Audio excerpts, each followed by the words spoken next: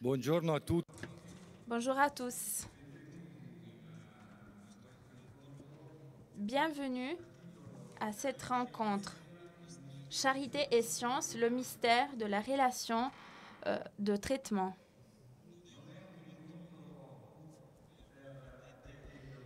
Il ne s'agit pas d'une rencontre pour experts.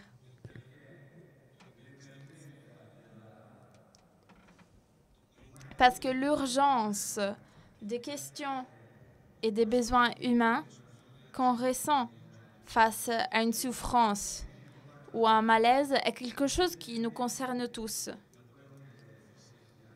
Indépendamment de ce que de notre profession. La raison de ces titres réside dans le fait que cette nature de l'homme qui est lancée envers l'autre, quand il comprend ou quand il entrevoit une nécessité ou un besoin, pour la première fois à l'époque moderne, risque de vivre et de voir de façon séparée notre désir d'aller vers l'autre, qui est naturel, et la tentative opérationnelle de faire quelque chose. Cela est d'autant plus vrai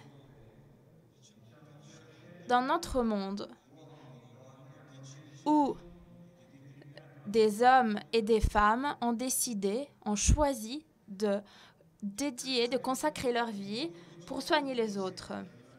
Donc la rencontre d'aujourd'hui n'est pas une réflexion théorique sur la charité et sur la science, mais une rencontre avec des témoins qui puissent nous aider à comprendre comment, dans leur expérience, ce défi,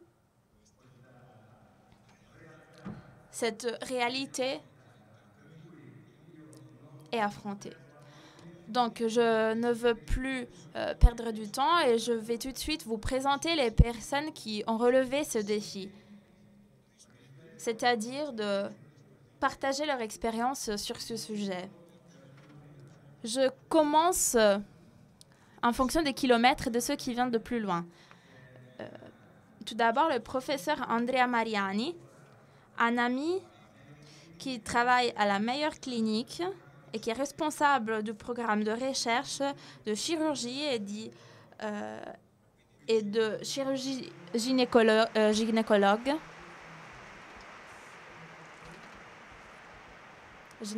pardon.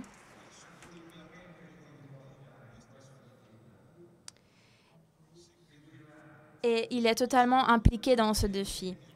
Ensuite, le professeur Roberto Bernabei, il travaille à l'hôpital Policlinico Gemelli. Il est responsable de l'école de spécialité de l'internat de gériatrie. Il est président de l'association Italia Longeva. Il a aussi beaucoup d'autres titres. Quotidiennement, il a affaire avec des patients avec des maladies qui apparemment n'ont pas un soin, une guérison.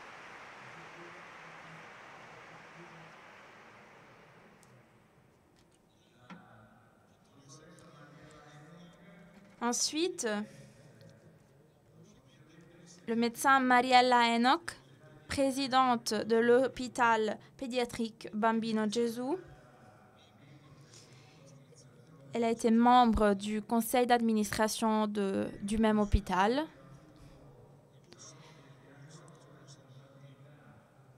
Elle a des importantes responsabilités dans cette clinique pour qu'elle soit accessible au plus grand nombre d'enfants.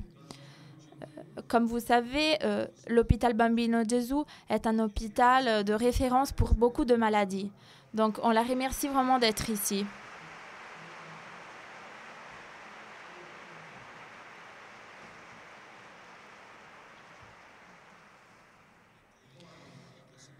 Et ensuite, même si elle ne nécessite pas d'être présentée,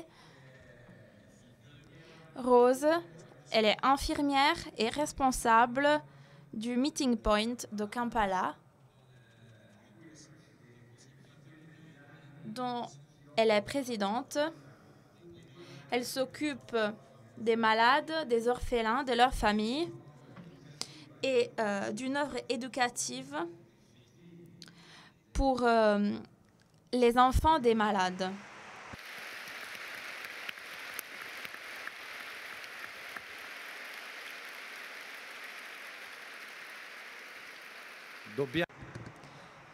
Nous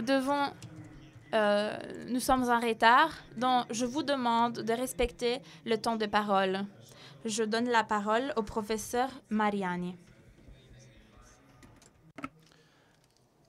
Merci beaucoup. J'aimerais bien avoir des slides. Tout d'abord, je suis reconnaissant pour être ici au meeting de Rimini et j'aimerais bien remercier mes chers amis Dr Felice Chiri, Dario Maggione et Giulio Mari qui m'ont invité ici et ils sont en train de m'accompagner pendant ce schéma. Si, parce que ceci est un conte d'un schéma d'une conversion personnelle, un schéma fait par des visages qui m'accompagnent pendant la route, pendant la voie et auxquels je suis reconnaissant. Des amis qui m'ont aidé à juger ce qui s'est passé pendant ma vie et à préparer ce travail. Merci beaucoup. Merci particulièrement à ma famille, Raffaella, à mes 4 fils, Letizia, Pietro, Giovanni et Giacomo. On m'a demandé de parler des charités et sciences et de leurs liens. Qu'est-ce qu'on entend par charité et regarder le patient en tant que personne? Après, il y a la science comme technique médique. Sans la science, on peut accompagner, mais je ne peux pas guérir, c'est naturel. Si je ne suis pas capable de faire bien mon travail de médecin, je ne peux pas te guérir. Au contraire, quand la science oublie son patient, comme Killy nous dit, notre ami Killy nous dit, la science nous perd. Donc, dans la médecine, charité et science vont ensemble. L'une ne peut pas vivre sans l'autre. Mais comment peut-on unir la science et la charité dans notre travail? Je suis un chirurgien et je travaille dans la Mayo Clinic, qui est un grand hôpital américain, l'un des meilleurs et l'un des plus importants des États-Unis. Et il s'effondre sur un principe très important. La médecine est faite par 3 parties, trois centres importants: la soin du patient, la recherche de la science et l'éducation. Selon la Mayo Clinic, la science et le soin du patient vont ensemble. Le besoin du patient est au centre de tout et doit conduire la clinique et la recherche. Ceci, c'est moi qui travaille et fait de la chirurgie robotique. J'entre dans la salle et le patient généralement dort. Je travaille détaché même physiquement du patient. Ça, c'est ce que je vois. Des entrailles. Et ça vous permet de voir comment c'est facile de séparer l'acte technique du visage du patient, séparer l'acte du fin, du but.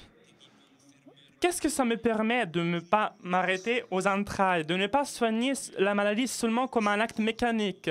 Et comment je suis fini à faire le chirurgien à la Mayo Clinic qui se trouve au Winchester dans le Minnesota? Je vais répondre à ces questions en vous racontant mon histoire. Et qu'est-ce qui m'a mou à faire la charité et la science, à soigner les patients, faire les chirurgiens et les chercheurs. J'ai rencontré mes premiers maîtres après avoir fini l'université de médecine. Luigi Figerio, grâce à lui, je me suis aperçu que ce que je faisais, ce n'était pas assez. Il fallait que j'apprenne plus pour mes patients. Il fallait que j'apprenne plus à faire la chirurgie. Ainsi, en novembre 1996, j'ai eu l'opportunité d'aller aux États-Unis, dans la Mayo Clinic au Minnesota. Ce n'a pas été facile de partir dans un autre pays comme un immigré, comme un migrant, parce qu'il a la difficulté de la langue, une culture différente de la mienne, et je suis loin de ma famille. J'étais sans argent, mais ensuite, il faut que je dise aussi qu'à Rochester, il fait vraiment froid. Il a de la neige pendant toute l'année presque. Et à cette époque, je n'avais pas d'argent pour m'acheter une voiture. Donc, mon ami Frigeri m'avait donné un vélo pour aller au travail. Pourquoi j'ai fait tous ces sacrifices? J'ai beaucoup étudié, j'ai fait beaucoup d'examens en Italie et aux États-Unis. J'ai dépensé beaucoup d'argent, j'ai passé beaucoup de temps loin de ma famille, de mes fils. Mais pourquoi? Je me souviens que quand je suis entré la première fois dans la salle opératoire de la Mayo Clinic, j'ai vu un chirurgien qui faisait une chirurgie très importante, la lymphonoïdectomie, qu'en Italie faisait seulement les dirigeants, et c'était bien passé. Et cette chose, elle était bien faite et il avait seulement mon âge. Je me souviens cette harmonie, cette perfection dans cette chirurgie. Et dans ce moment même, j'ai eu la perception de quelque chose qui était fait pour moi, pour ma vie. J'étais arrivé à désirer de pouvoir guérir les patients, mes patients, de manière adéquate. Et j'avais trouvé une nouvelle façon où il y avait des personnes qui me pouvaient donner une réponse. Il y avait une promesse de réponse à mon désir. Le soin du patient passait à travers une technique à apprendre et il ne fallait pas avoir peur de ce fascinement, de ce désir de connaissance. Ensuite, à la Mayo Clinic, j'ai rencontré un maître. Il m'a donné un travail à faire et je l'ai suivi. J'ai travaillé pendant 1 an avec lui. Par la suite, j'étais prêt à la fin de cette année à rentrer en Italie. Je m'en souviens, je n'avais rien publié. J'avais seulement recueilli des données. Je suis entré dans son bureau et je dis, comme un bon Italien, voilà pour toi mes données que j'ai recueillies. Je n'ai rien publié. Donne ces données à quelqu'un qui puisse les réutiliser. Moi, je rentre chez moi parce que j'ai fait une belle expérience, mais là, il est temps de rentrer. Pour moi, j'ai fini, j'ai terminé ici. Je me souviens qu'il m'a répondu non. Ce sont tes données. Tu as fait un bon travail. Je veux que ce soit toi à les publier. C'est toi qui vaux. Moi qui je vaux? C'était à moi qu'il parlait. Ainsi, il m'a permis de me payer des voyages aériens pour travailler avec lui. Il m'a accueilli chez lui et il m'a consacré du temps. Il a fait une pari sur moi. J'avais besoin de rencontrer un maître qui me prenait comme guide, qui me prenait au sérieux, qui prenait au sérieux mon désir de construire et qui avait un égard de bien qui nous fait bouger.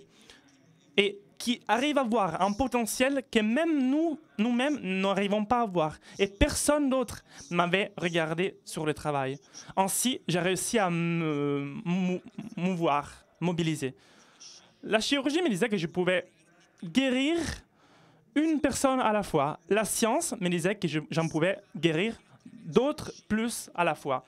Donc, on m'a dit que la chirurgie passait à travers la science. La recherche bien faite, pas seulement à travers la chirurgie. Et en suivant son conseil de faire la science, on a construit un petit morceau de l'histoire du cancer utérin à la Mayo Clinic. J'ai commencé à travailler beaucoup et j'ai commencé à publier beaucoup de travaux. Et en peu de temps, je suis devenu un expert sur le cancer à l'utérus. Et je suis allé parler dans tout le monde entier. Et il y avait un désir de construire quelque chose de nouveau, une ambition, mais en particulier un cœur plein de gratitude pour comme j'avais été regardé et pour tous ceux que j'avais reçus. Et cette gratitude, c'est grâce à cette gratitude que j'ai commencé à faire de la recherche. À présent, je travaille à la Mayo Clinic, qui a une ambiance très favorable pour travailler, qui est à présent que le centre de notre travail, c'est le patient. Pourtant, j'ai fait expérience que même la meilleure ambiance aide complètement. Il y a une pousse à l'efficacité, aux publications et aux grants. On rencontre des collègues qui, pas toujours, ils t'aident.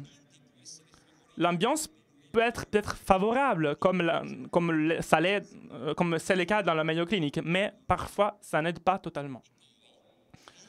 Et ensuite, dans le temps, la vie nous provoque. Ainsi, dans le temps, même le cœur le plus fort, le plus généreux, il se fatigue. Le cœur, tout seul, ne suffit pas. Parfois, même le visage du patient ne suffit pas. Il s'affaiblit. Et même tous les médecins, les infirmiers le savent. La générosité ne reste pas fidèle. Et alors, qu'est-ce que ça nous permet de maintenir une fidélité à la force initiale, garder unis charité et science, maintenir une unité? Qu'est-ce que ça nous permet de ne pas voir que On a vu que la gratitude ne suffit pas. Même le visage du patient ne suffit pas. Il faut que l'homme ne soit pas seul. Pour soutenir ce regard sur le malade dans le temps, il faut un ami. Ainsi, on a commencé à voyager pour trouver des amis, pour demander de l'aide. Et ces amis nous ont soutenus et nous ont aidés à renaître. Ceci m'a fait désirer encore plus de trouver des amis, même des amis ainsi faits, même au travail. Ainsi, en regardant à l'arrière, je me suis aperçu qu'il y avait d'autres visages qui m'avaient accompagné tout le long de mon chemin professionnel. Ces visages sont plusieurs, mais il y a une histoire particulière que je veux vous raconter, et c'est l'histoire d'un ami qui m'a aidé à faire une science pour le malade, à chercher le bien, à garder unis charité et science. Le professeur Nadim Abou-Rostoum. Moi, j'étudie le cancer utérin. Le cancer va aux lymphonodes, qui sont des...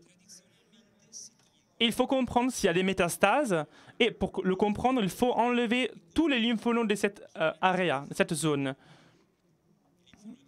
Les lymphonodes principales sont ces nœuds où les cancers arrivent les premiers.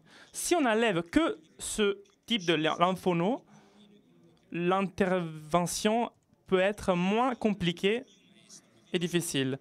Avec mon maître, j'avais supporté et étudié l'importance de la lymphonidectomie dans le cancer utérin, et on était devenus célèbres pour ces études. Moi, j'ai rencontré Nadim pour la première fois au Japon, durant un congrès. On aurait dû être ennemis selon les logiques du pouvoir, deux instituts différents et en compétition entre eux. Mais on a fait un débat. Moi, je soutenais la lymphodénectomie et lui, il amenait une autre chose. Quand Nadim et moi, on s'est rencontrés, on a reconnu d'avoir quelque chose en commun. Quelque chose nous mettait en commun. Le désir de découvrir ce qui est vrai. Durant cette période, je n'étais pas très satisfait de la recherche que j'étais en train de faire à la Mayo Clinic. J'étais en train de me demander si ce qu'on était en train de faire était juste. Avec Nadim, on a passé du temps ensemble et on est devenus amis. Au début, je ne croyais pas à lui, mais après, j'étais devenu curieux et notre amitié a favorisé ce désir de connaissance et nous a permis de risquer. On a décidé de confronter nos données personnelles et à la Mayo Clinic, je me suis mis à l'épreuve parce que on a découvert qu'il avait raison. Les ganglions sentinelles fonctionnaient. On a publié ces données avec 2 articles et 2 autres publications et on a écrit ensemble l'INHIBIT et une étude qui va commencer dans pas longtemps. Dans mon champ, ce n'était pas facile. On a rencontré des difficultés parce qu'on a dû changer des choses qu'on faisait depuis longtemps et qui nous avaient rendus célèbres. J'aimerais inviter Nadim au meeting, mais elle ne peut pas être ici. Mais il m'a laissé une petite vidéo qui correspond à sa façon d'être avec nous. Pensez, quand regardez, il va contre les logiques. Il pourrait être un ennemi, un adversaire. Mais de ces mots, on peut voir que ce qui l'a fait bouger, c'est un amour à la vérité, une reconnaissance, une importance d'une amitié, comme quelque chose de nouveau qu'il a découvert. On est prêt pour la vidéo.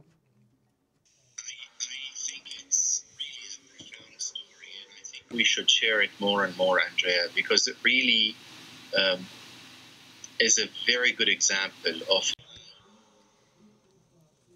C'est un bon exemple de comment on peut travailler sans égoïsme. Je ne crois pas que cette entreprise scientifique, on a cherché de nous promouvoir. On a tout fait pour le bien meilleur et pour arriver à la vérité. On était en train de comprendre la vérité. Et cela a été la plus grande récompense pour moi.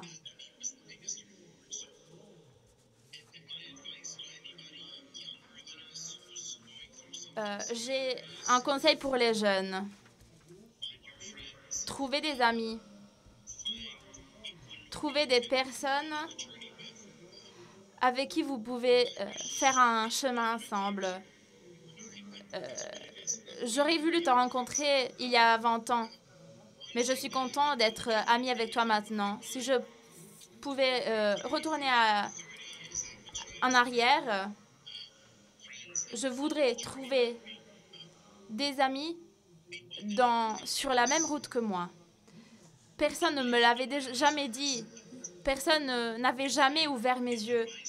Si je dois maintenant donner des conseils à des jeunes médecins, personnes qui travaillent dans notre domaine, des jeunes chercheurs, des personnes qui vont faire face à la souffrance et aux difficultés, je les encourage à s'engager, à trouver des véritables amis et des collègues qui vont faire le voyage avec eux, parce que cela rendra leur voyage plus facile et plus agréable.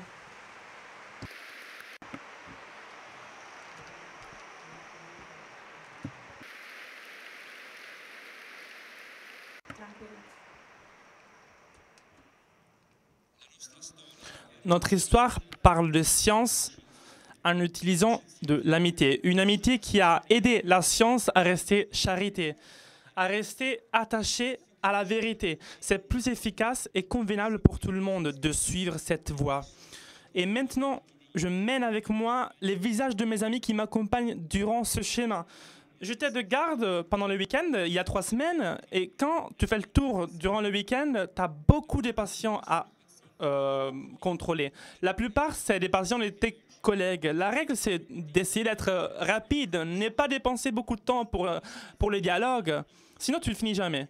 J'entre dans la chambre d'un patient d'un collègue qui avait eu une opération simple. Elle était prête à retourner chez elle. Elle n'avait pas eu un cancer. Il n'y avait pas une raison d'être triste. Donc, on parle brièvement de l'opération qui s'était bien passée. Et je me prépare pour sortir de la chambre. Mais pendant que je sors, je vois son visage et je remarque de la tristesse dans son visage. Et pendant un moment, je voulais ignorer cette tristesse. Il n'y a pas de temps. Il faut que j'aille voir les autres 30 patients. Mais après, j'ai à l'esprit le bien que j'ai reçu, les visages de mes amis, les personnes qui m'aiment. Je ne peux pas trahir tout cela. Donc, je me suis arrêté et je demandais « Pourquoi es-tu triste ?» L'intervention s'est bien passée. Tu n'as pas un cancer. Il n'y a pas de raison pour être triste. Ainsi, j'ai découvert que cette femme avait chez elle un fils handicapé qui avait besoin d'assistance continue H24. Dont elle était la seule à s'en occuper. Elle était inquiète pour comment elle aurait pu s'en occuper après l'intervention. Donc, immédiatement, mon regard envers elle était changé. C'était une patiente qui avait besoin, une mère qui était inquiète pour son fils qui tant elle aimait. Elle réaccueillissait un nouveau visage. On lui a donné une assistance plus adéquate. en regardant dans son besoin les plus amples.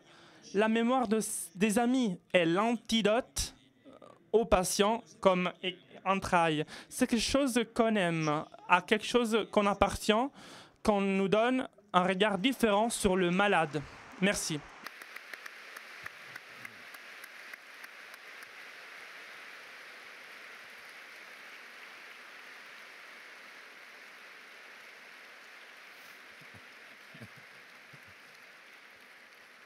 Parlare per primi è difficile, ma a volte parlare anche... Parler en premier est difficile, mais parler en deuxième aussi, parfois n'est pas facile. Je remercie Roberto. Je te donne la parole. Oui, il a dit beaucoup de choses très belles et justes. Comme vous voyez, être généreux et normal, c'est-à-dire dire à ton collègue « t'as raison », il nous a présenté cela comme quelque chose de difficile. Et c'est difficile parce que dans ce monde, on risque de faire le contraire. Et ce témoignage a déjà montré une partie de la vie quotidienne de tous les jours, de nous tous.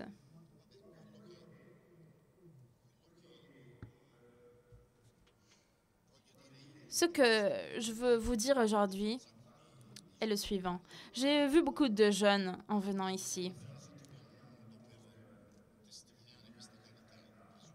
J'espère qu'on va trouver à la fin une méthode pour démontrer cette charité. Et en étant conscient que la science est nécessaire, la médecine se base sur la evidence-based medicine, c'est-à-dire la médecine basée sur des épreuves. Si je te donne un conseil, si je te donne un comprimé, il doit y avoir un témoignage scientifique précis qui me dit que je dois faire cela. Donc on ne peut pas bouger. Et je vous parlerai de charité plus tard. Je vais vous raconter quelque chose dont tous vous avez fait expérience, c'est-à-dire une relation entre le médecin et le patient. Je vous raconte une petite histoire. Jusqu'il y a quelques années, récemment, la relation entre médecin et patient était silencieuse. Il y avait d'un côté quelqu'un qui parlait et qui donnait des ordres, et de l'autre, quelqu'un qui écoutait et qui se taisait. Et parfois, il y avait un livre d'un médecin de 1800 qui disait que, vu qu'il était un médecin généreux, il était un médecin différent parce qu'il parlait, il demandait, il posait des questions, il écoutait. Il faisait quelque chose que aujourd'hui on considère fondamental, c'est-à-dire une communication, une allée et un retour. Cet état de silence a évolué dans le temps. Et aujourd'hui, si on se rend à l'hôpital ou on voit un médecin, il doit signer le consentement informé qui devrait être un pas en avant parce que dans le consentement informé, on est informé de ce qui se passe. Mais il s'agit d'une information un peu froide, aseptique, qui sert plutôt à éviter des dommages, des dégâts pour l'institution, comme pour dire je t'ai tout dit, tu ne peux pas te plaindre après. Il s'agit d'une information très détaillée, hyper détaillée, même parfois qui est négative pour le patient. Au début, quand le consentement informé était assez balbutiement en Europe, mais qui était déjà très diffusé aux États-Unis, ma sœur devait faire une transplantation de moelle. Elle avait une leucémie et on s'est rendu à Seattle.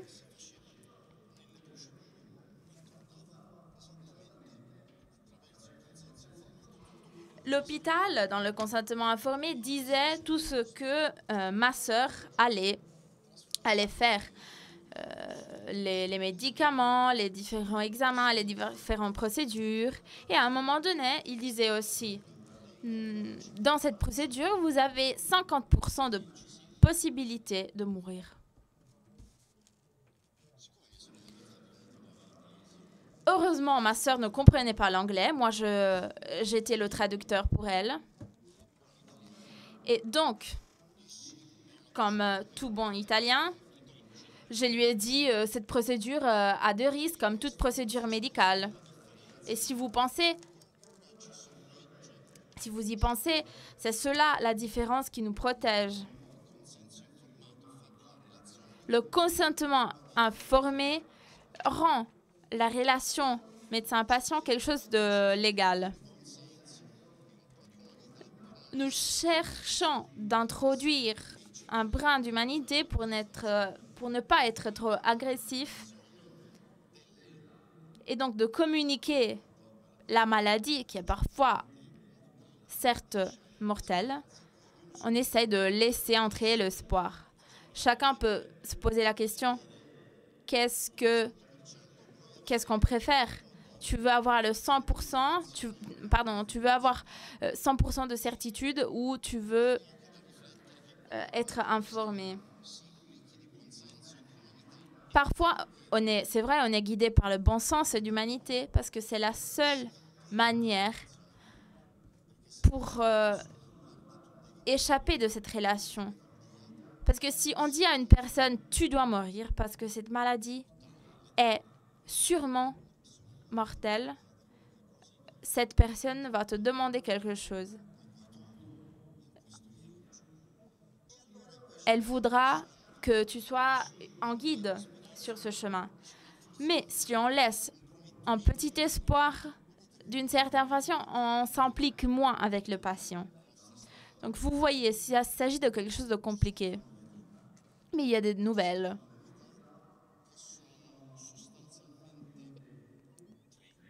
Il y a 3 nouvelles dont je veux vous parler. En 2014, donc récemment, le nouveau code déontologique de la profession des médecins a été écrit, où pour la première fois, on dit que les délais de communication sont des temps de traitement. Ce temps dramatique et on nous dit que il faut communiquer avec le patient parce que ça fait partie intégrante du traitement.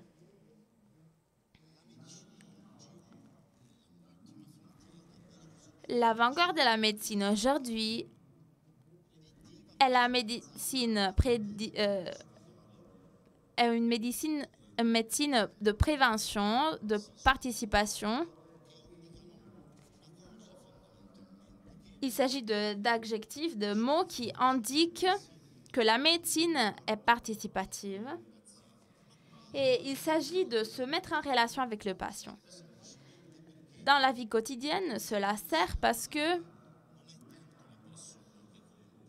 dans la médecine, ce n'est pas la personne qui compte, mais le code génétique et les gènes.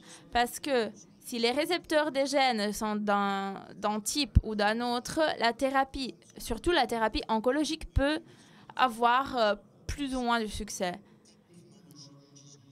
Donc, on a ajouté un caractère technologique à la médecine.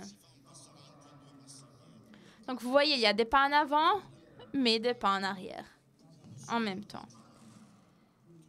Ce qui bouleverse tous ces schémas et qui nous force de raisonner d'une façon nouvelle est un phénomène, une sorte de blague que le Seigneur a voulu nous faire à travers le vieillissement. Cela est ma vie quotidienne. Je m'occupe de personnes âgées. Cette explosion de personnes âgées change la donne. Parce que les personnes âgées font en sorte que dans notre pays,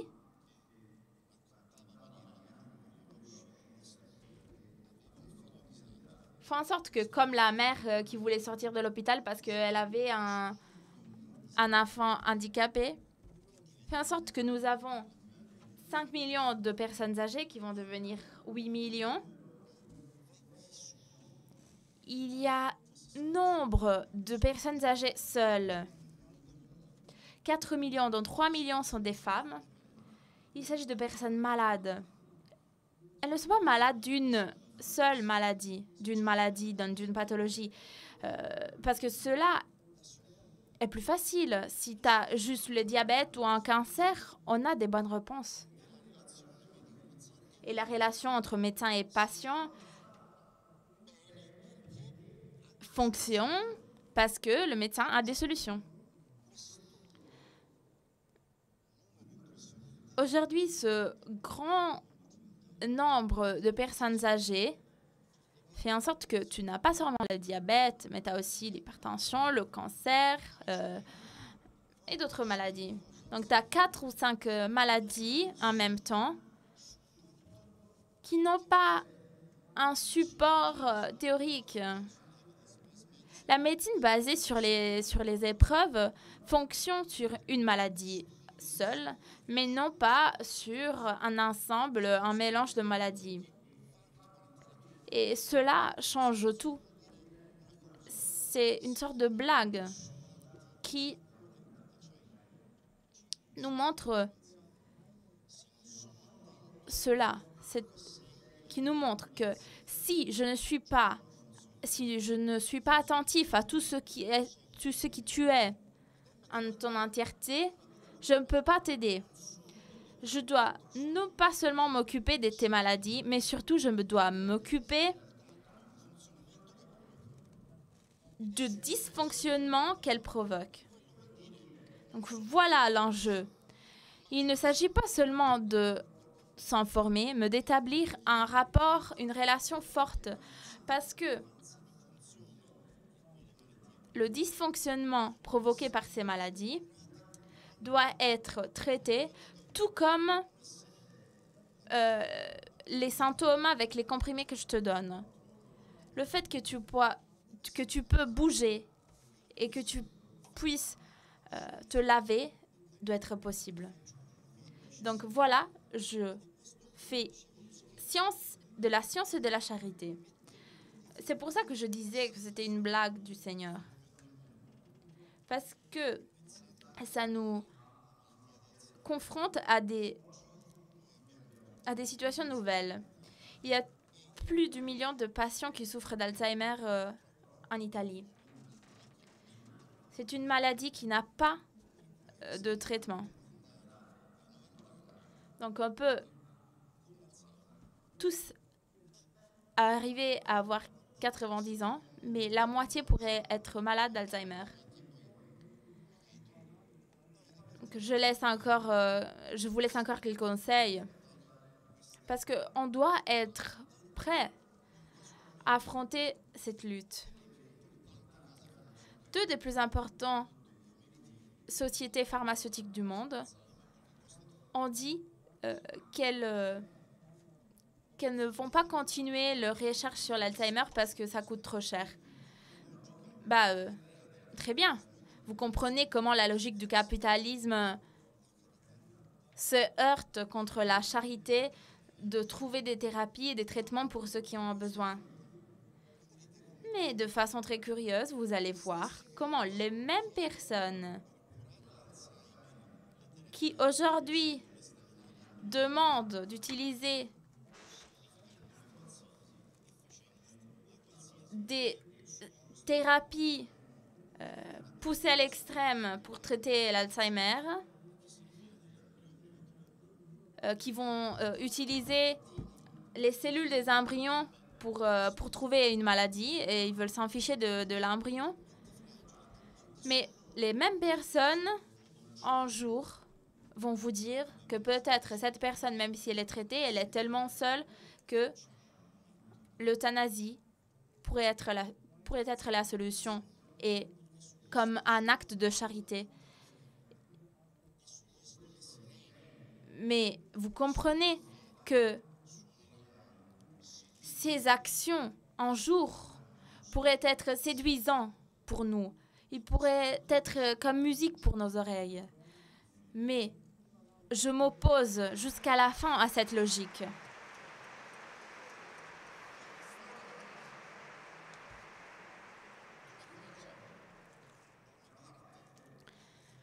En conclusion, d'un côté, cela signifie accompagner le patient, accompagner dans le fin de sa vie.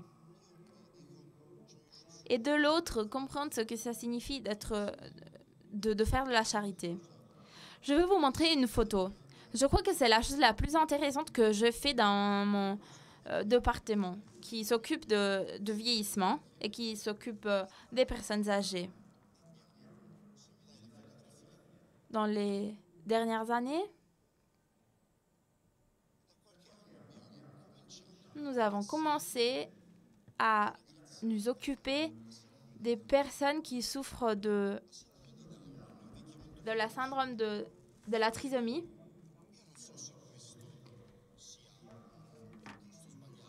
Il s'agit d'une maladie précoce, donc je ne sais pas si c'est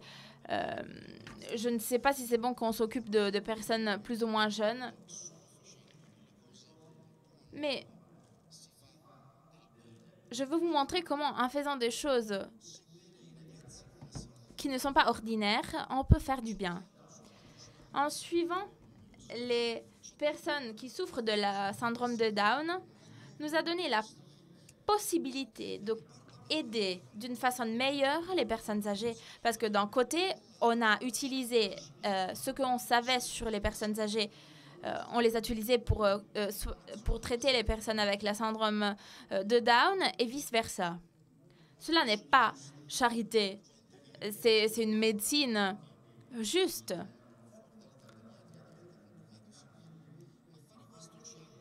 Et cela nous a permis aussi d'améliorer notre science parce qu'on agit d'une façon plus scientifique avec les personnes âgées. Donc, faire des choses normales n'est pas seulement un acte de générosité, mais c'est une aide pour tous.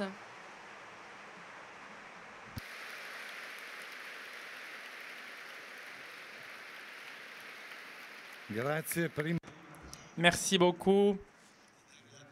Avant de donner la parole à Mariella Enoch, je voudrais souligner cet aspect très important, c'est-à-dire que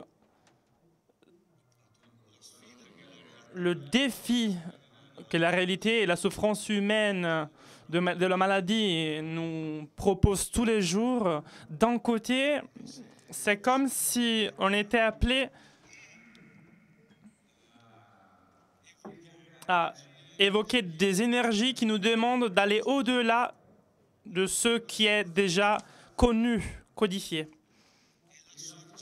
Et la source de cette énergie, nous la trouvons seulement à l'intérieur d'une relation, d'un rapport d'amitié. Je pense que la présidente Enoch nous aidera, étant donné les types d'observation, les points d'observation et les rôles absolument significatifs que l'hôpital qu'elle précède dans la pédiatrie pour aller au-delà, cela nous aidera à faire un autre pas très important. Merci beaucoup. Merci. C'est ma première fois au meeting.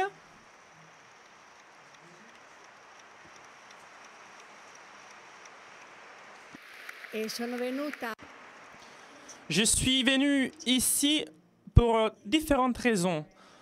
La première raison, c'est parce que durant cette longue expérience, j'ai connu beaucoup de personnes qui appartiennent à votre mouvement, Communion et Libération, et que moi j'ai connu grâce à des expériences très belles.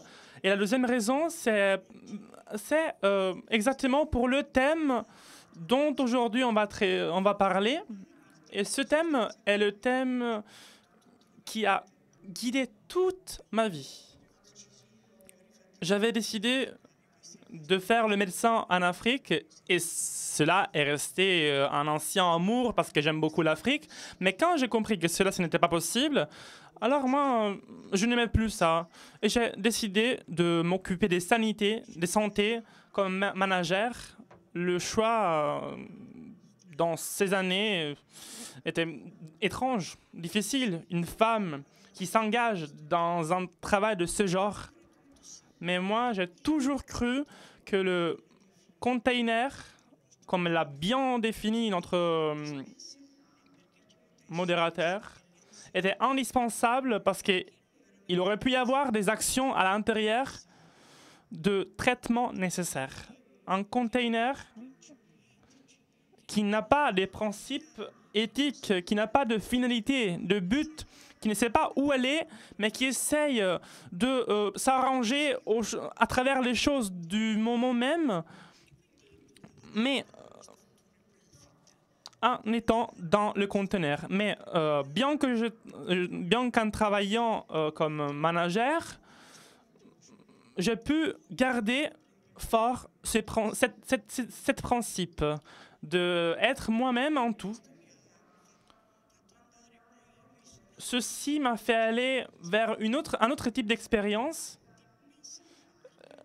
à savoir l'expérience de penser que beaucoup d'hôpitaux qui sont appartenant à la soi-disant catégorie catholique n'arrivaient plus à être dehors de la crise.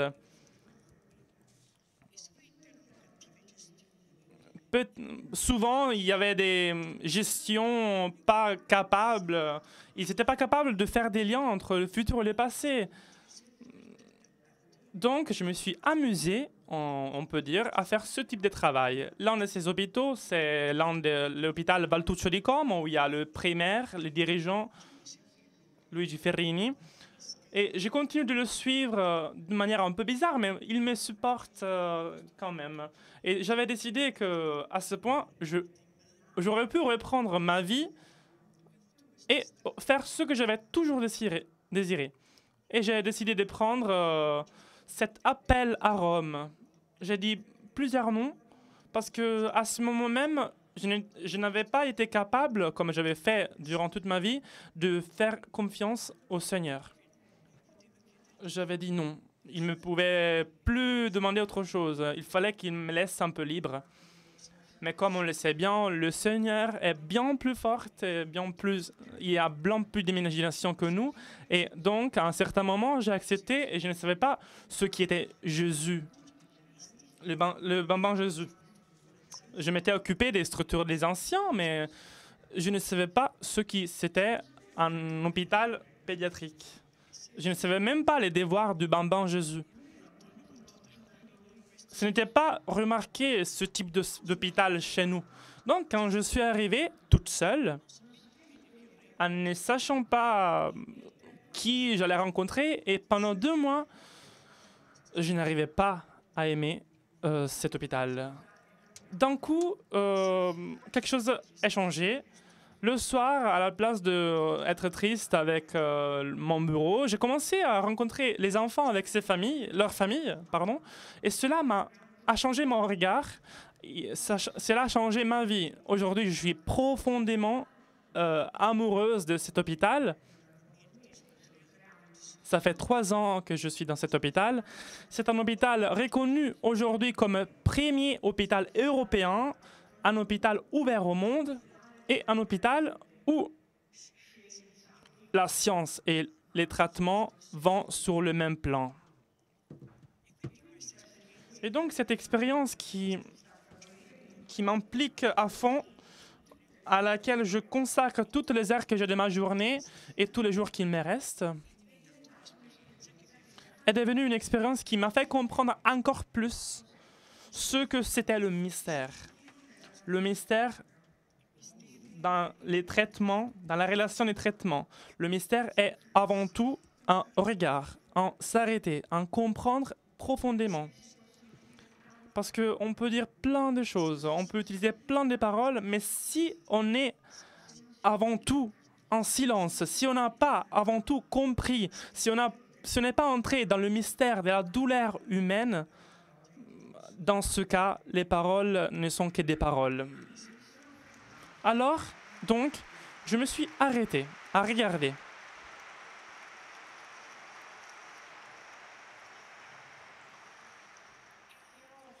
Et j'ai commencé à travailler parce que cet hôpital ne devienne pas qu'une entreprise, mais devienne une communauté. Donc avec beaucoup de collaborateurs, qu'il faut que je remercie d'ailleurs, on est en train de réussir, on s'aime plus, on se fait moins de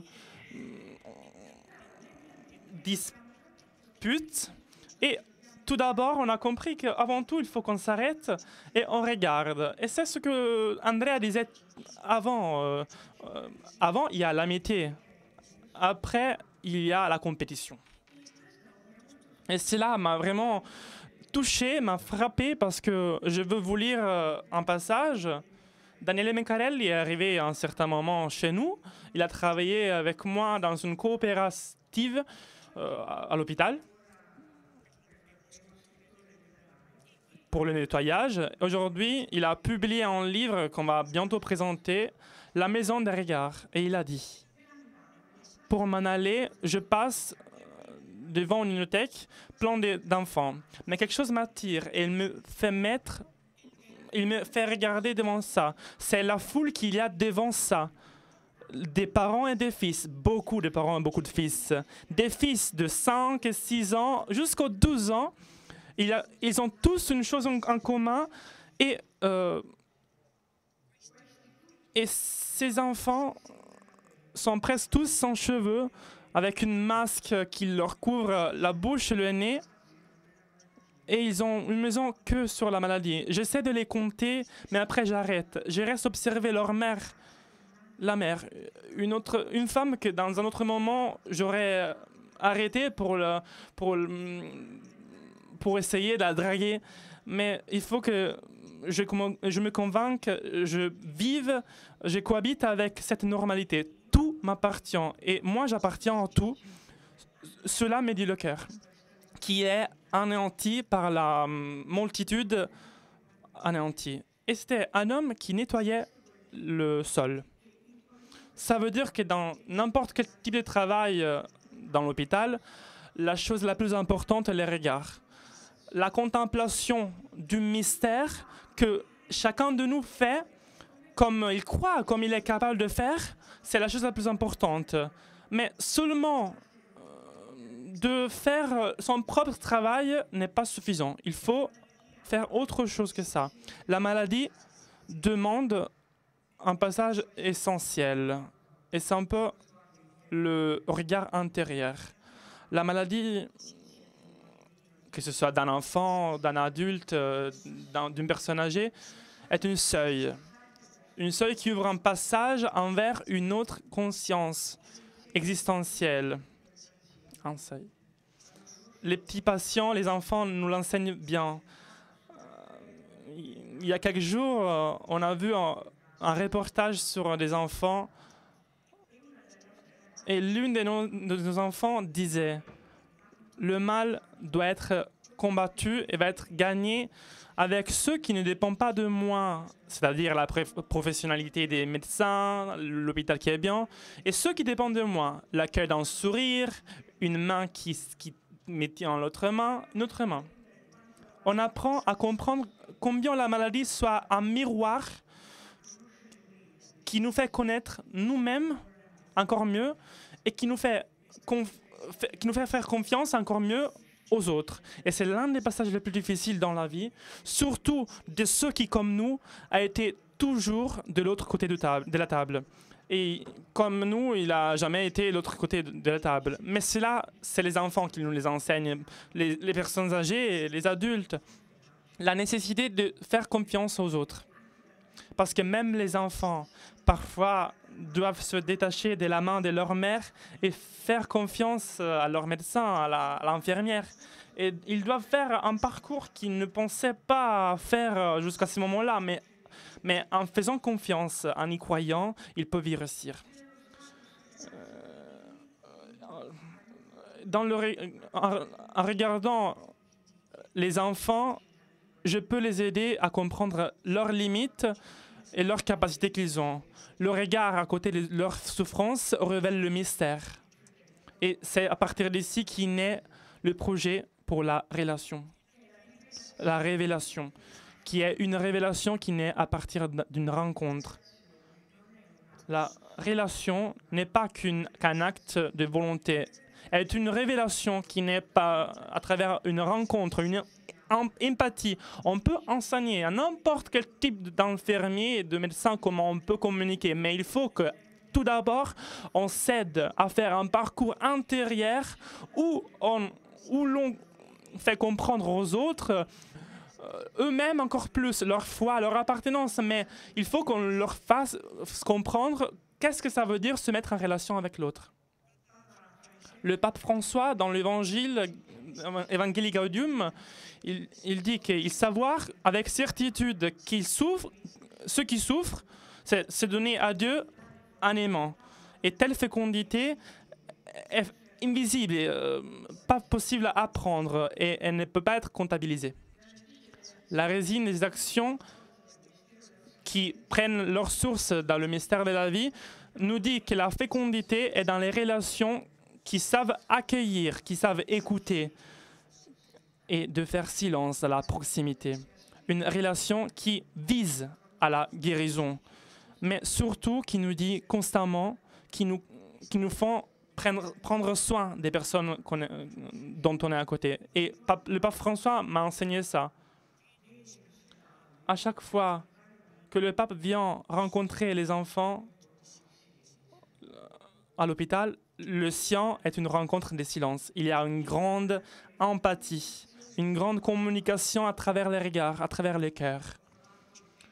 J'ai essayé le 5 janvier d'avoir le pape dans notre siège à nous.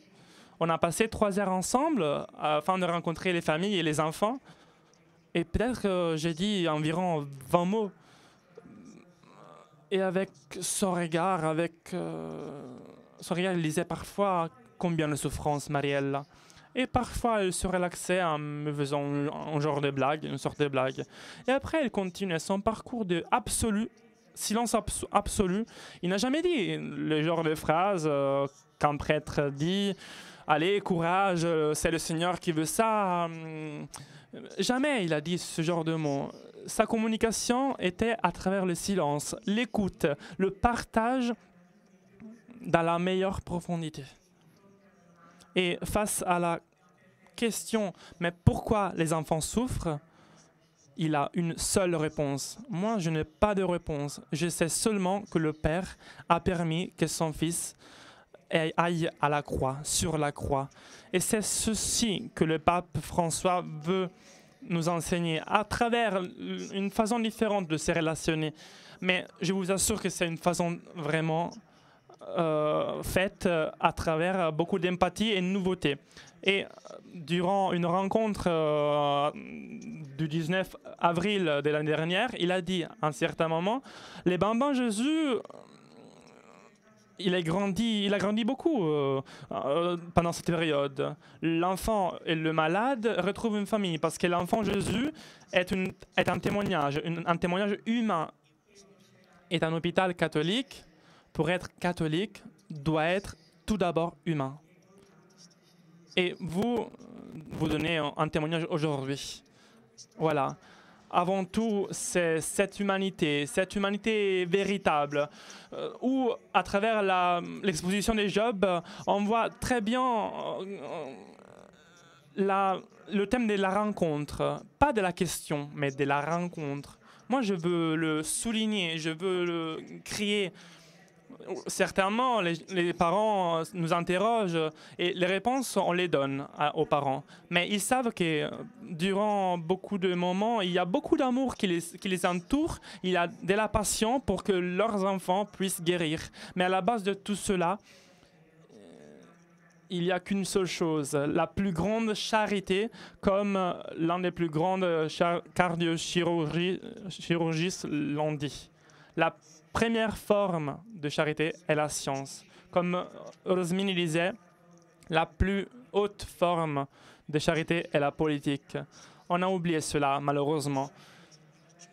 Alors la science, la recherche scientifique va devoir être mise en première place. Je souffre beaucoup quand je vais dans un hôpital soi-disant catholique et je trouve des machines vieilles, obsolètes, où ce n'est pas possible de voir et de guérir les patients. Cela est une bonne santé? Est une charité? Non. Cela est juste un peu d'avidité, un peu de négligence. Voilà pourquoi je crois que ceux d'entre nous qui volent un peu d'argent à la recherche scientifique, à la santé, à la permission des traitements, à la permission d'aller de l'avant avec de l'espérance, c'est l'un des péchés les plus grands parce que ça vole de l'espérance, cela vole de l'avenir. C'est un grand délit, tout cela.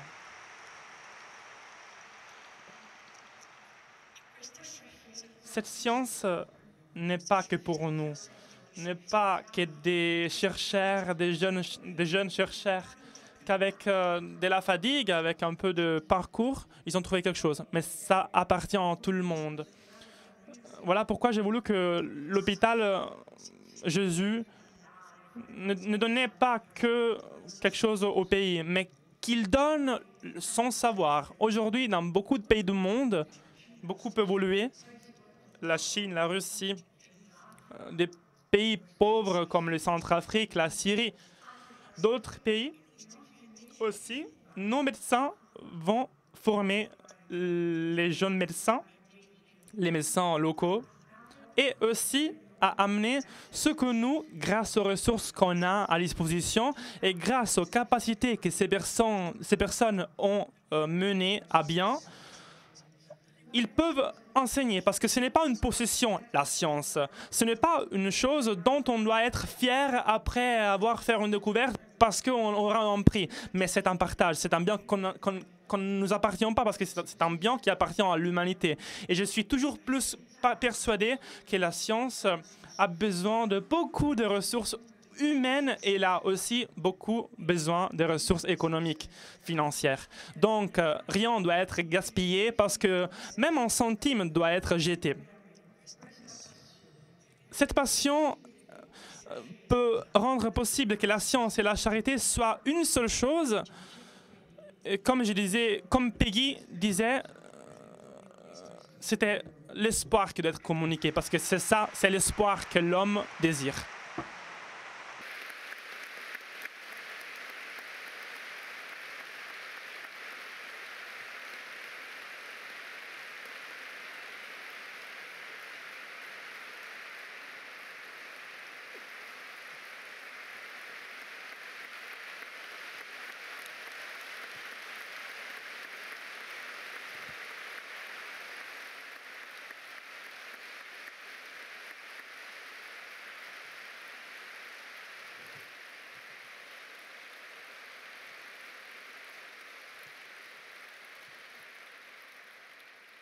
Mi fate voglia di venire un'altra volta. Je veux revenir encore une fois. Hein.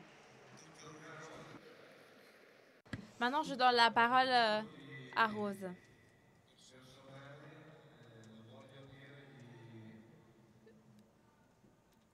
Je dois vous avouer que la rencontre avec le christianisme, au lieu de résoudre très rapidement le problème de la souffrance, nous fait comprendre, nous fait percevoir sa grandeur, sa profondité. Donc nous rend capables de faire des prouesses incroyables. Bonjour à tous. Mon italien ne sera pas parfait, mais je vais essayer.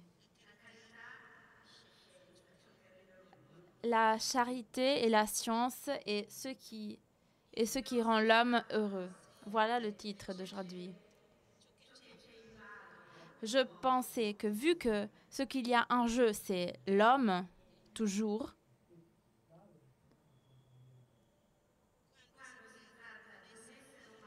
quand l'être humain est impliqué, il faut commencer par nous-mêmes. Au début, je pensais que cette attitude était égoïste. Mais la vérité est que nous ne pouvons pas donner quelque chose qu'on n'a pas. Qui suis-je? Qui est cet homme que je dois traiter? Parce que il ne suffit pas de faire une analyse sur l'existence. Une réaction instinctive ne suffit pas. Parce que ce type d'attitude ne nous fait pas sortir de la confusion qui caractérise notre vie. Cela ne fait pas émerger le moi, notre visage. Une analyse ne suffit jamais. Apparemment, un homme peut avoir l'air de rien devant ses problèmes, devant la maladie, la pauvreté et la mort. Ou il peut correspondre à ce qu'il possède.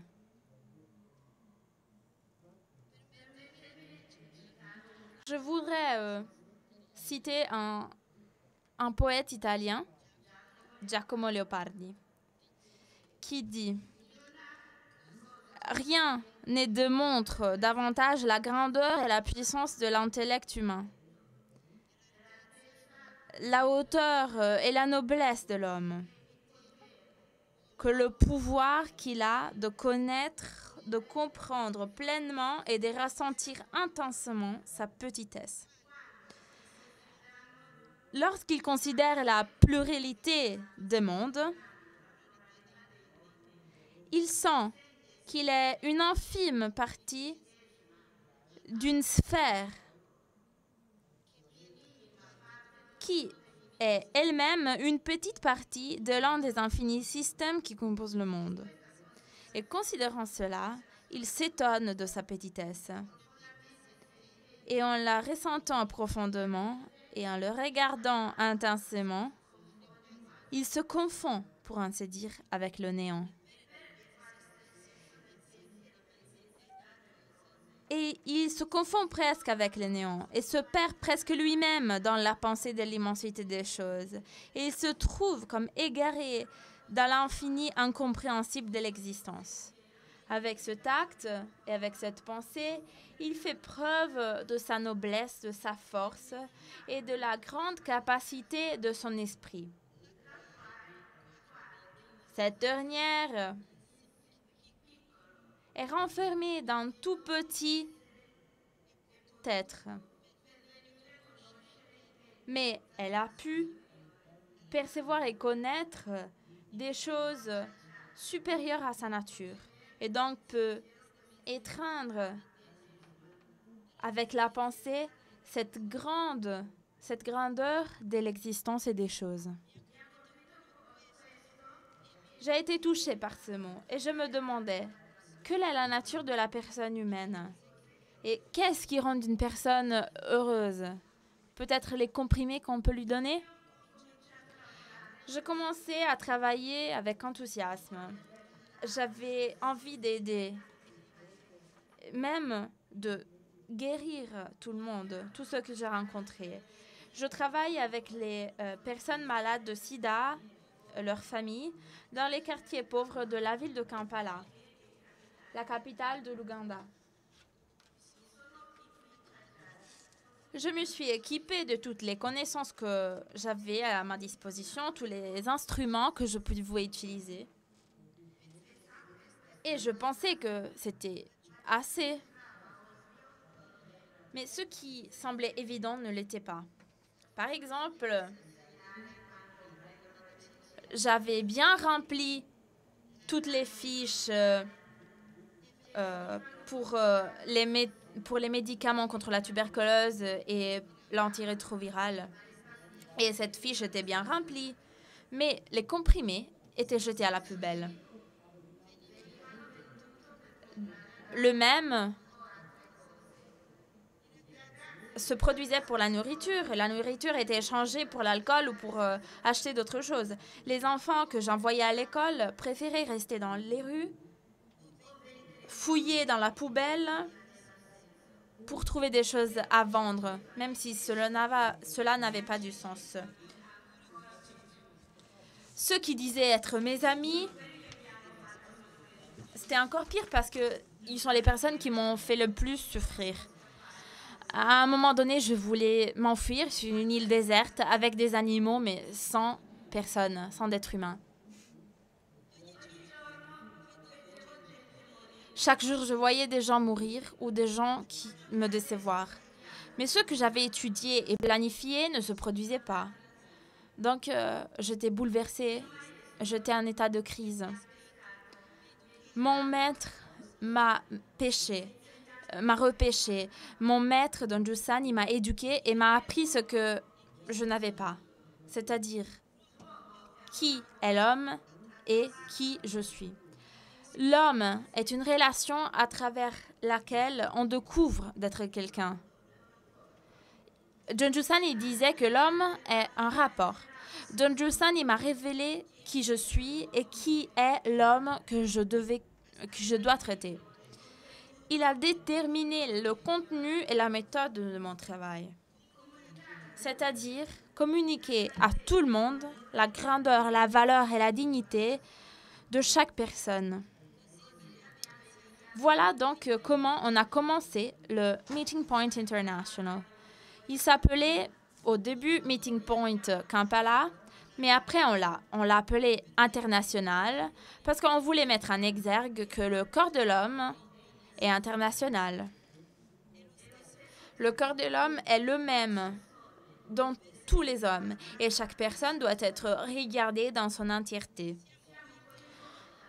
Nous sommes impliqués dans une aventure avec les malades de sida, les orphelins, les pauvres, les fous. Et on veut leur faire comprendre qu'ils ne sont pas définis par la situation où ils se trouvent, mais qu'ils sont plus grands de toutes conditions. Notre travail se base sur l'éducation à tout niveau, car nous considérons l'éducation comme l'instrument favori pour la découverte de soi-même. La méthode que nous utilisons nous aide non pas à éliminer la situation difficile, mais d'aller au-delà, comme nous le apprend Don Giussani. C'est-à-dire chercher la correspondance entre la réalité et la conscience de soi. Ce qui nous permet de découvrir une hypothèse d'unité qui peut tout expliquer. Et pourquoi cette méthode ? Personnellement, je commençais à vivre et à travailler quand quelqu'un m'a dit « Tu es à moi ». Don Giussani ne me connaissait pas. C'est évident que moi, j'étais une nullité. Mais je me suis sentie voulue et souhaitée, désirée. C'était comme si son regard me disait « Je veux rester avec toi, tu as une valeur infinie ». Tout est coulé après de ce regard. J'ai découvert que je n'étais pas définie de mes limites, de mes défauts. À partir de ce regard, j'ai commencé à entrevoir un sens dans ma vie, comme si une lumière éclairait tout. J'ai découvert la vérité de ma vie. Et j'ai découvert une attraction, une tendresse envers ma vie et envers la vie des autres. Je commençais à vivre, à travailler, seulement quand j'ai pu répondre à la question « Qui suis-je » et à qui j'appartiens. Quand j'ai pu trouver la réponse à cette question dans des visages concrets, des personnes qui ont un nom et un surnom, seulement à ce moment-là, je suis devenue libre. C'est un paradoxe. Je suis devenu libre en appartenant, c'est-à-dire grâce à un lien. Quand tu es libre, tu peux vraiment faire face à toute la réalité, sans peur. Tu peux faire face vraiment à tout parce que tu sais à qui tu appartiens. Une personne libre n'a pas de prétention envers les autres parce qu'il a déjà tout. Je me suis sentie libre, grande, actrice dans la réalité. Parce que le Donju Sani m'a révélé qui j'étais. Par exemple, quand j'ai rencontré Donju Sani en chair et os, je me plaignais de moi, de mon néant, de ma pauvreté,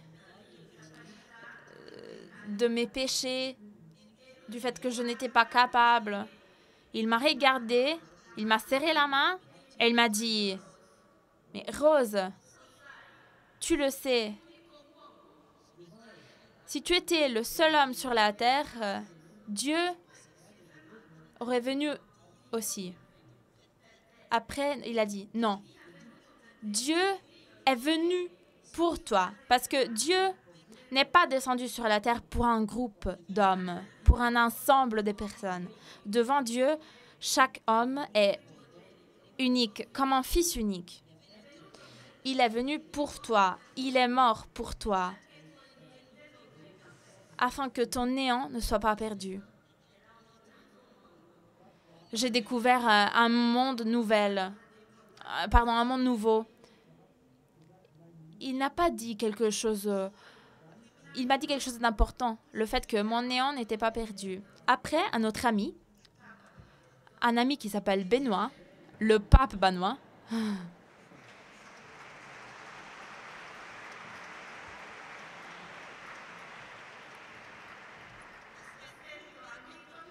je l'appelle ami parce que c'est comme si ces mots, avec les mots de Donju Sani, disait la même chose, parce que dans son encyclique Deus Caritas Est, il a parlé de l'amour de Dieu comme d'une folie divine. Deus Caritas Est. Dieu est amour. Cela a bouleversé ma vie. Cela a changé ce que je pensais de moi et des autres, de manger, de boire, de dormir, de se réveiller, pleurer, rire. Tout a gagné une intensité, une valeur que vous ne pouvez même pas imaginer. Donju Sani m'a révélé que Dieu a fait pour moi plus de ce qui était nécessaire. Il s'est donné à moi totalement, comme un don total envers moi. À mon avis, la charité, dans sa nature, est cela.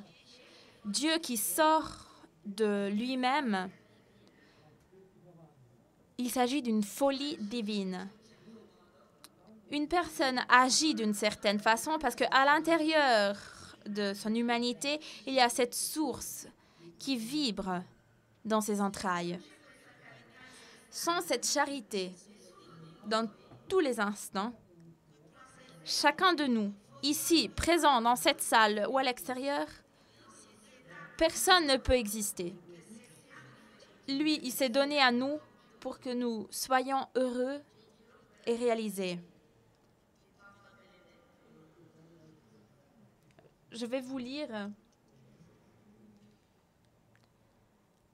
un passage du pape Benoît.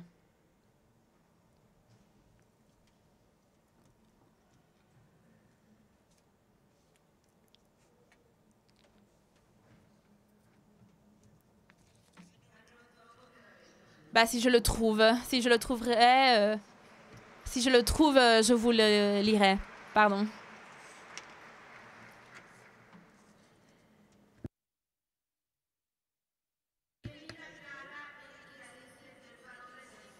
Mon travail sert pour faire revenir à la surface l'individu. Donc, je peux comme ça offrir une amitié à laquelle tout le monde peut appartenir. Un individu qui appartient devient acteur dans la réalité, seigneur dans la réalité. Non pas parce qu'il la possède, mais parce qu'il découvre que la réalité est faite par le même dessein, qu'il a créé et qui n'est pas à lui. C'est pour cela que dans mon travail, j'ai choisi comme symbole pour le Meeting Point international l'œuvre Icare de Matisse. Je voulais que tous pouvaient regarder un petit point rouge, un petit point qui, à l'air de rien, exalte le tableau entier. Un homme qui, à l'air de rien, avec tous ses problèmes, la maladie, la pauvreté, la méchanceté et la mort que semble être à sa porte tous les jours, cet homme est grand. Moi, je suis un petit point, un grain de la poussière. Don Jusan, il m'appelait petit point noir. Je ne suis qu'un souffle que n'arrive pas à être soi-même sans appartenir. Sans appartenir, mon moi s'accroche ici ou là à ce qui se passe. Mais cela, dans l'histoire, nous laisse un goût amer dans la bouche, comme le dit Caron. Donc j'ai vu se produire dans les autres ce qui s'était passé dans ma vie. Par exemple, une femme qui s'appelle Lucy, qui avait été défigurée par des rebelles. Des psychologues l'ont traitée. Après, elle a échappé. Elle est venue à Kampala parce qu'elle avait entendu parler de moi. Quand elle est venue me voir, elle avait subi la violence de ces rebelles. Elle avait été défigurée dans le corps et dans l'esprit. Elle a retrouvé elle-même quand je lui ai dit « Tu n'es pas l'horreur que tu as vécue. Tu es une valeur infinie qui vient de Dieu, qui te fait être et qui t'aime. » Aujourd'hui, elle dit « La seule douleur que j'ai est le fait que j'ai tué quelqu'un, mais que je ne peux pas me mettre à genoux devant les personnes que j'ai tuées pour m'excuser. »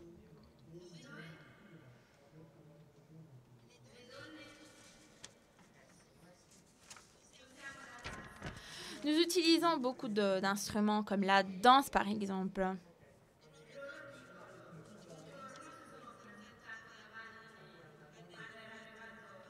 Et les femmes, une fois m'ont dit, si on sera présenté à l'ambassadeur italien, elles ont commencé à danser devant l'ambassadeur avec une photo de l'ambassadeur. Et elles souriaient, elles dansaient avec cette photo. Et je ne savais pas ce qui se passait. Elles sont allées voir l'ambassadeur et lui ont dit « Tu ne dois pas te préoccuper qu'on est malade et pauvre. Nous sommes riches, nous sommes plus riches que le monde entier. Parce que cette photo est notre identité. Et nous dansons parce que nous avons trouvé nous-mêmes. » Donc, elles dansaient avec les photos d'elles-mêmes. Après, quand je leur ai dit qu'il y avait eu un tremblement de terre aux États-Unis, je leur ai demandé de prier ensemble, pour prier pour les personnes qui n'avaient plus une maison, pour les enfants. Je leur ai demandé de prier pour eux. Et elles m'ont dit, quand tu es venu ici, tu n'as pas prié. Nous voulons être touchés par les problèmes des autres parce que les personnes qui vivent aux États-Unis nous appartiennent.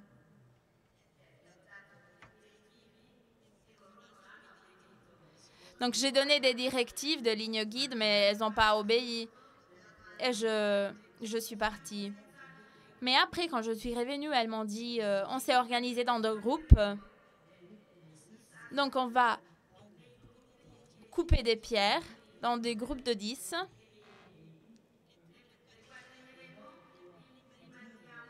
Et ce qu'on va gagner, on va l'envoyer aux États-Unis.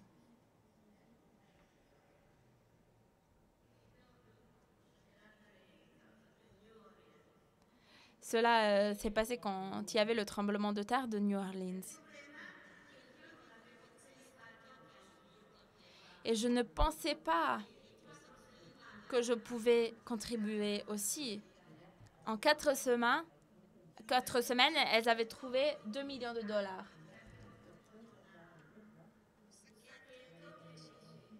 Un homme est venu me voir, un mendiant, et il est venu avec un petit sac d'argent, petit sachet, et il m'a dit « Je veux contribuer à la vie de quelqu'un. Je veux qu'un enfant qui vit à Nouvelle-Orléans dans la rue ait au moins un sandwich à manger. » Quand quelqu'un découvre son identité, quand il devient soi-même, il prospère. Quand j'ai invité l'ambassadeur américain pour récupérer cet argent, la nouvelle s'était diffusée et il y avait aussi des journalistes, la presse, qui étaient un peu scandalisés. Et ils disaient, mais c'est les États-Unis qui devraient donner de l'argent aux Africains et non pas vice-versa. Une femme qui pesait 35 kilos avance et dit « Le cœur de l'homme est international, n'a pas de couleur, de race et est un cœur qui est ému. »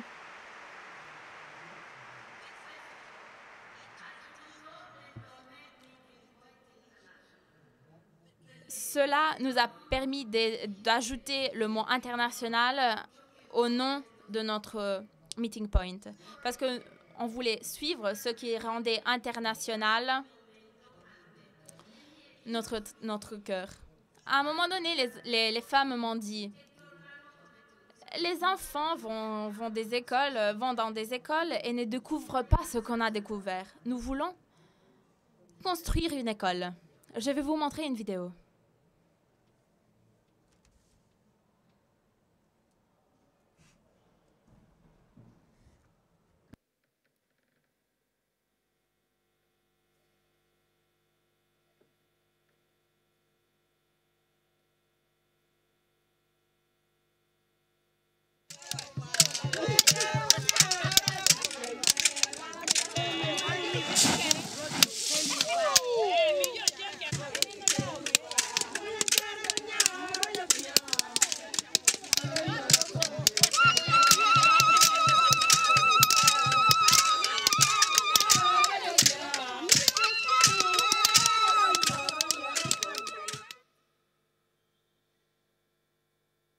School was wanted.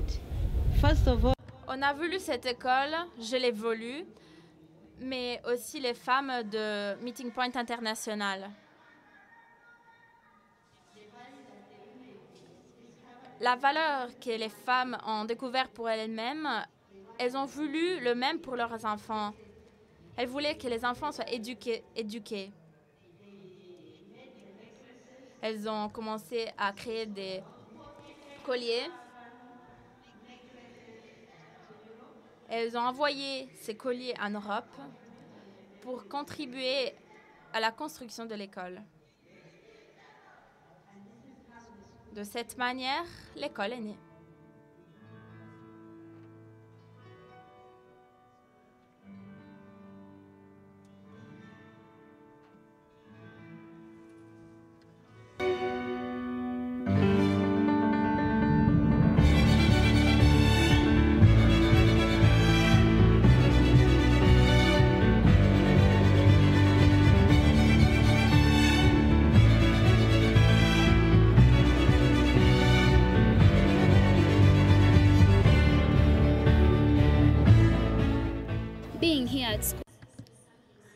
Être ici à l'école est beau parce que je me sens comme si j'appartenais à un endroit.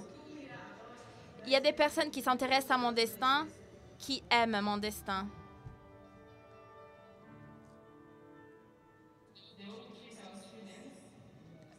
Nous traitons nos étudiants d'une façon différente par rapport aux autres écoles. Ils n'ont pas peur de nous et on n'a pas peur d'eux. Dans cette école, j'ai découvert le véritable sens du travail, le véritable sens de l'enseignement. Qu'est-ce que cette école fait pour les étudiants et pour tous? La reconnaissance d'une beauté pour nous.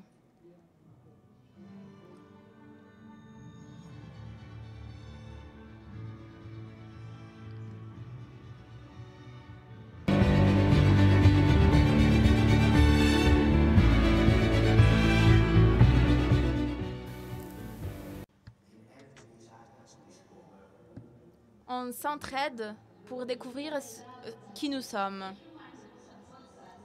Tous ceux qui nous aident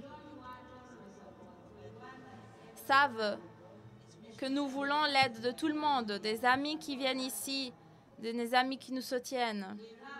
On voudrait surtout qu'ils puissent découvrir leurs valeurs et leur dignité.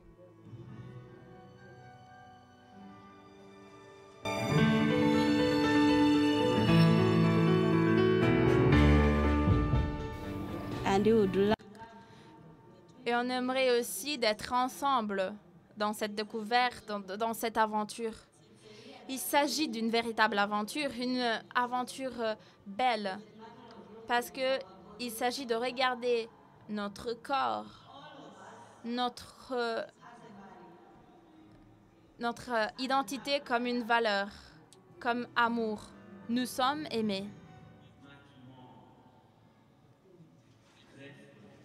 Je suis reconnaissant d'être ici, de venir en classe pour enseigner à mes étudiants avec la passion et le désir pour regarder au fait que je suis aimée et pour leur faire voir cet amour total.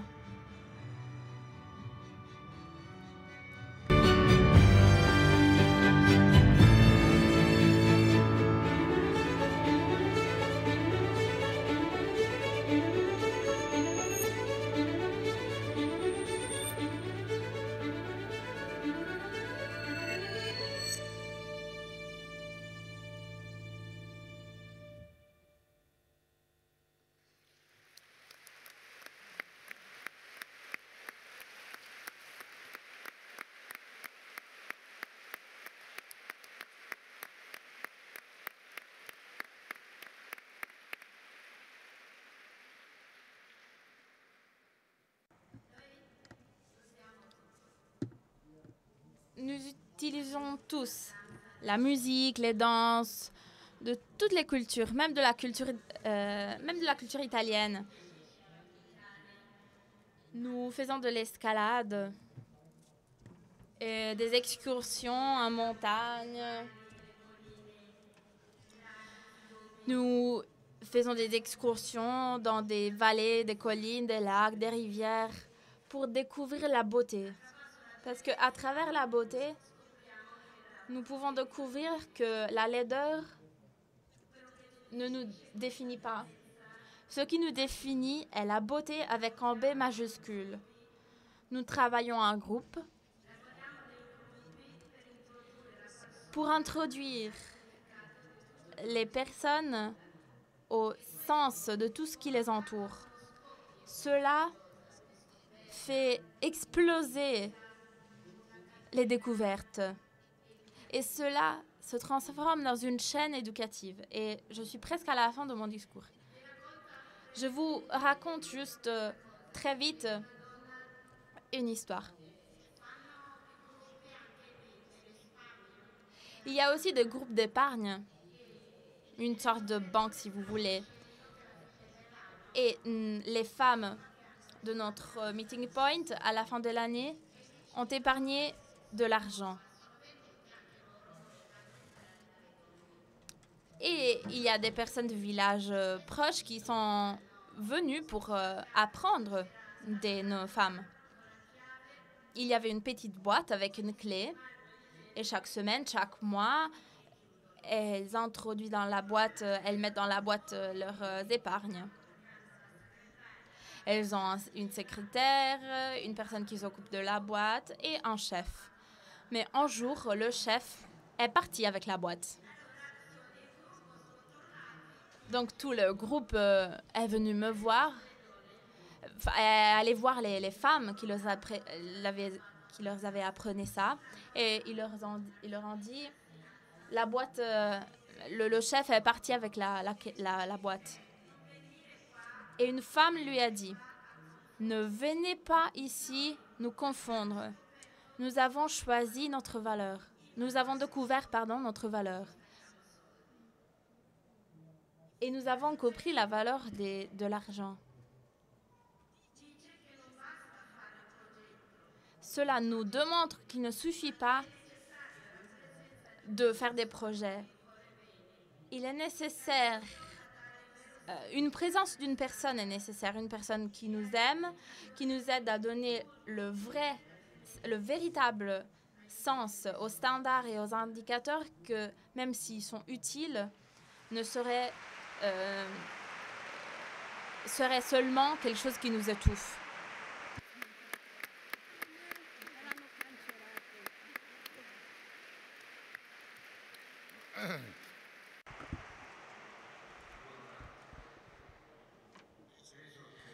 Je pense que ajouter d'autres choses, ce serait inutile, donc je m'arrête en essayant de lire une phrase que j'ai déjà lue aujourd'hui en regardant l'exposition sur Job, très très belle, et que je pense que ça pourrait nous aider à comprendre comment ce qu'on a ressenti ne soit pas un défi intellectuel tout d'abord, mais autre chose. Dans un certain sens, le christianisme suscite, plutôt que résoudre, le problème de la souffrance. Parce que la souffrance ne serait pas un problème si, avec notre expérience quotidienne de ce monde plein de souffrances, n'avions pas acquis ce qu'on l'on croit une confiance que la réalité en ultime analyse soit juste et bonne. Je pense que la grandeur de la rencontre d'aujourd'hui, d'avoir eu le courage pour le meeting de commencer avec ce thème cette semaine, est dans le regard dont tout le monde nous a parlé aujourd'hui, qui change la façon de se relationner avec les collègues, de travailler, de se relationner dans l'hôpital, de gérer un hôpital, de passer du traitement du sida au traitement à l'école ou aussi à l'organisation des safaris. Parce que vous ne savez pas, mais Rose organise aussi des safaris. Il y a en nous, ça nous remplit aussi nos hôpitaux, nos familles, nos rapports. Il nous faut quelqu'un qui nous aide, quelqu'un qui est avec nous à garder notre cœur éveillé. Merci et bonne soirée.